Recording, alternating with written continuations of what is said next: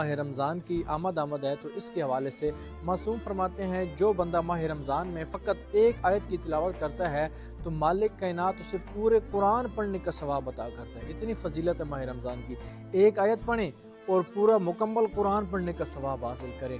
اور جو بندہ جان بوجھ کے روزہ نہیں رکھتا، جان بوجھ کے روزہ کسی عذر کے بنا چھوڑ دیتا ہے، نہیں رکھتا ماہ رمضان میں، تو کفارہ کتنا ہے؟ 60 مسکینوں کو کھانا کھلائے۔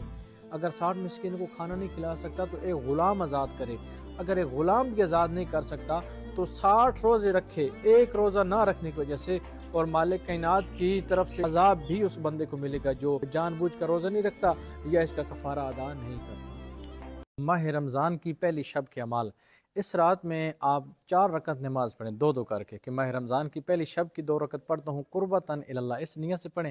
ہر رکعت میں الحمد کے بعد 15 مرتبہ سورہ قل هو اللہ احد کی تلاوت۔ پہلے جو 2 رکعت پڑھنی ہے اس میں پہلی رکعت میں الحمد کے بعد 15 مرتبہ سورہ قل هو اللہ احد کی تلاوت، اور دوسری میں بھی الحمد کے بعد 15 مرتبہ سورہ قل هو اللہ احد کی تلاوت فرمائیں۔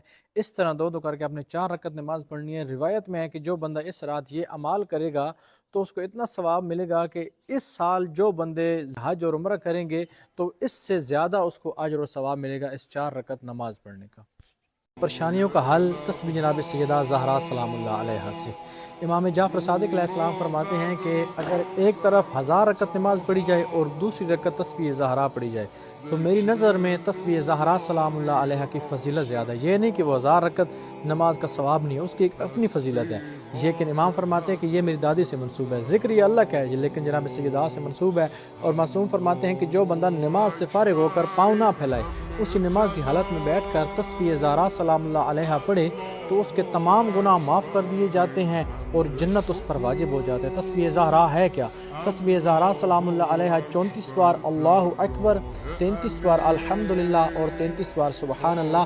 یہ تسبیح زہرا سلام اللہ علیہا رسول خدا نے اس وقت تعلیم فرمائی اپنی بیٹی کو جب جناب سیدہ نے کہا بابا کہ میں کام کر کے تھک جاتی ہوں اور ہاتھوں پہ زخم پڑ گیا، تو رسول خدا نے فرمایا میری بیٹی میں ایک ایسا تحفہ دیتا ہوں کہ ہمیشہ تمہارے کاموں میں تمہاری مدد کرے گی اور تمام پریشانیاں دور ہوں گی اور کام آسان ہوں گے۔